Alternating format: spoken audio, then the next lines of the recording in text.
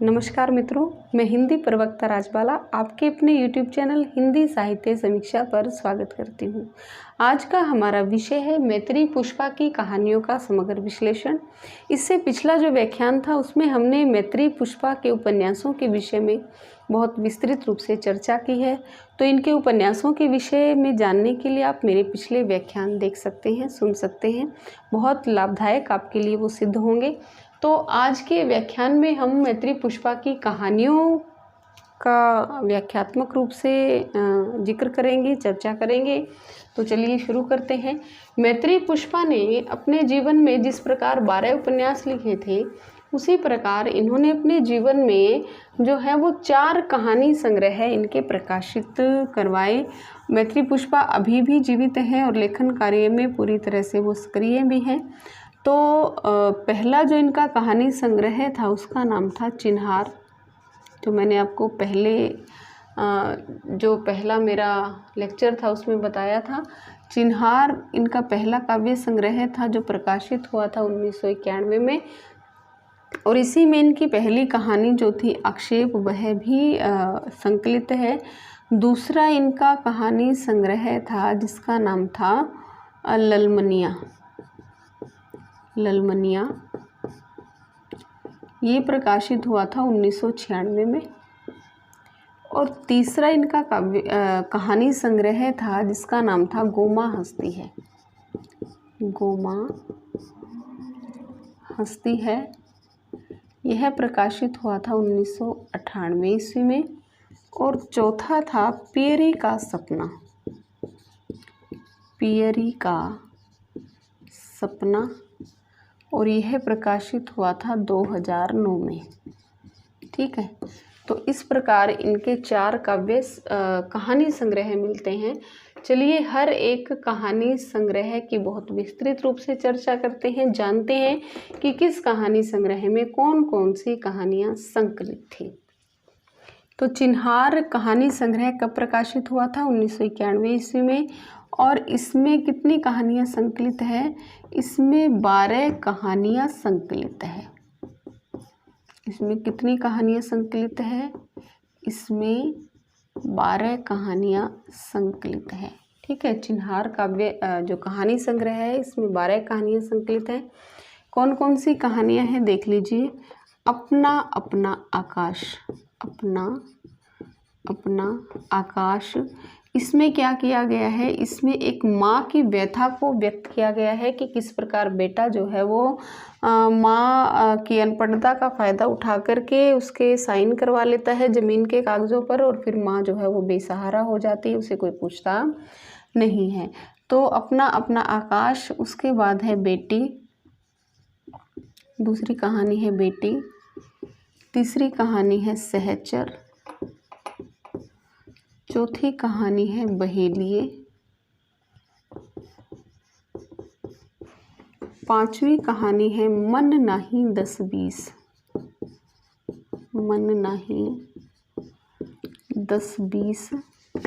6ठी है हवा बदल चुकी है। 7वीं है आक्षेप। 7वीं क्या है? आक्षेप। 8वीं है कृतज्ञ। 9वीं है भंवर। 10वीं है सफ़र के बीच।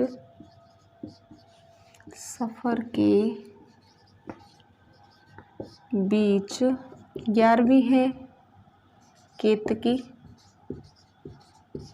और इसमें 12वीं कहानी है चिन्हार, जिसके नाम पर इस कहानी संग्रह का नाम रखा गया है। तो इस प्रकार इसमें कितनी कहानियाँ संकलित हैं? 12 कहानियाँ हैं। अपना आकाश, बेटी, सहचर, बहेलिए, मन नाही 10-20, हवा बदल चुकी है, आक्षेप, कृतज्ञ, भंवर, सफ़र के बीच और केतकी और चिन्हार, ये इसमें कहानियाँ हैं। चलिए अगले कहानी संग्रह की बात करते हैं।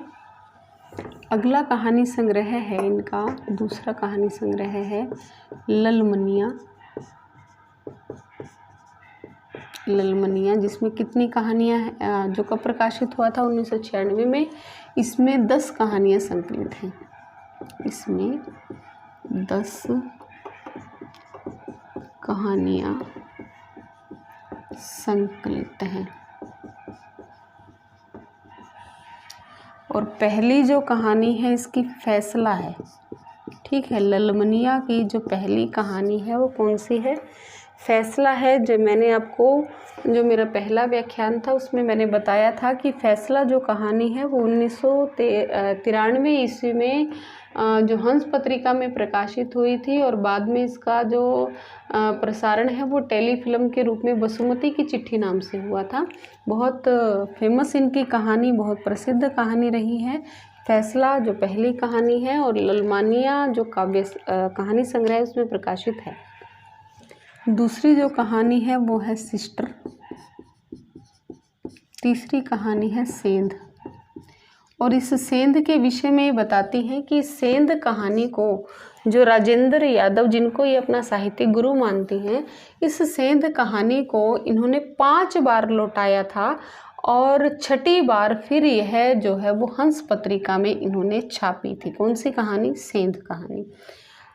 सिस्टर, सेंध। चौथी है इनकी फूल। अब फूल नहीं बोलते। अब फूल नहीं बोलते। 5वीं है रिजक। 6ठी है बोझ। 7वीं है छहा। और 8वीं है पगला गई है भागवती। पगला गई है भागवती। 9वीं है तुम किसकी हो बिन्नी। तुम किसकी हो बिन्नी। और यह जो कहानी है ये इनकी बाल मनोविज्ञान पर आधारित है। तुम किसकी हो बिन्नी बाल मनोविज्ञान पर आधारित है।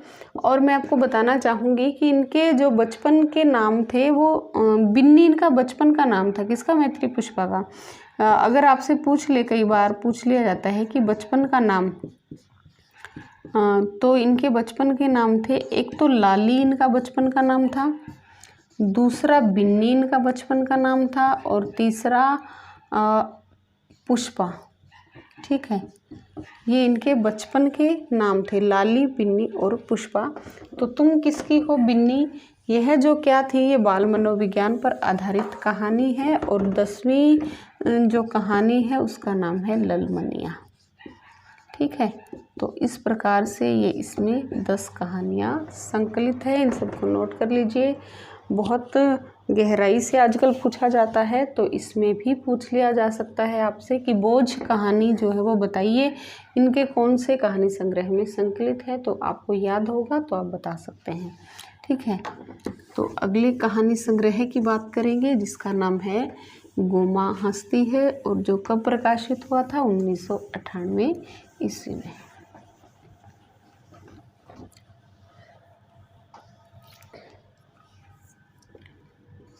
गोमा हंसती है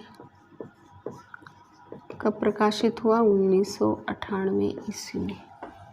इसमें भी 10 कहानियाँ हैं। इसमें 10 कहानियाँ संकलित हैं। इसमें 10 कहानियाँ संकलित हैं। तो पहली कहानी कौन सी है? इसमें है शतरंज के खिलाड़ी। शतरंज के खिलाड़ी एक कहानी किसकी है? मुंशी प्रेमचंद की भी है, और इसी नाम से जो है वो मैत्री पुष्पा ने भी कहानी लिखी है। शतरंज के खिलाड़ी के बाद अगली कहानी है राय प्रवीण।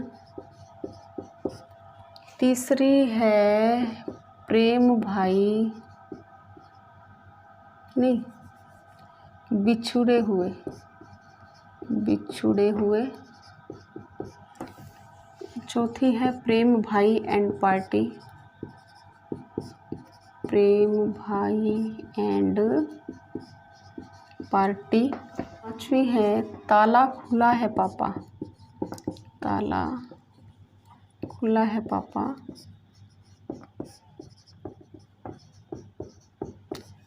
6ठी है सांप सीढ़ी,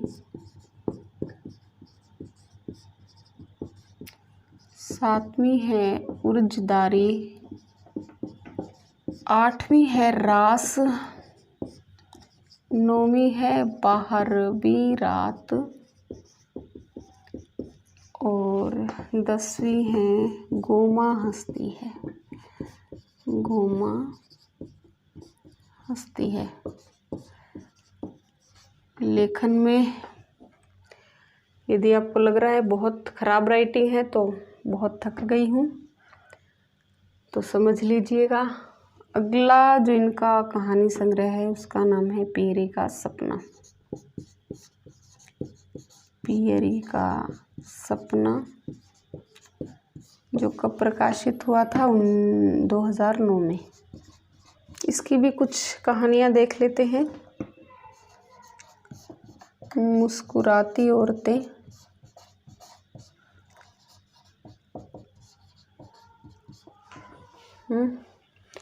दूसरी है रिश्ते का नक्शा, इसी तरह से लिखा हुआ है ये, रिश्ते का नक्शा। तीसरी है पागल न बन, पागल न बन। तीसरी है आवारा न बन, तीसरी है आवारा न बन। चौथी है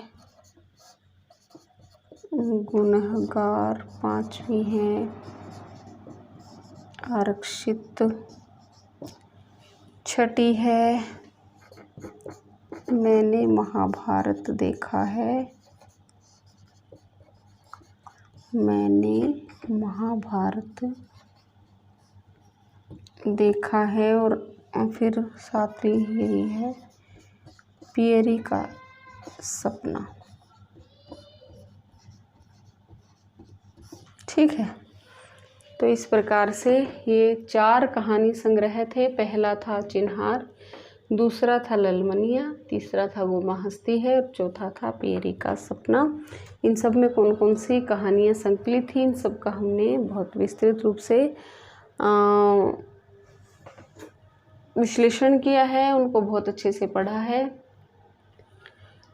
तो इस प्रकार से इनके 4 कहानी संग्रह थे जिनका हमने बहुत विस्तृत रूप से विश्लेषण किया है, बहुत विस्तृत चर्चा इसकी की है। तो यदि आपको मेरा ये व्याख्यान पसंद आया हो तो मेरे चैनल को लाइक, शेयर और सब्सक्राइब ज़रूर कीजिएगा। धन्यवाद।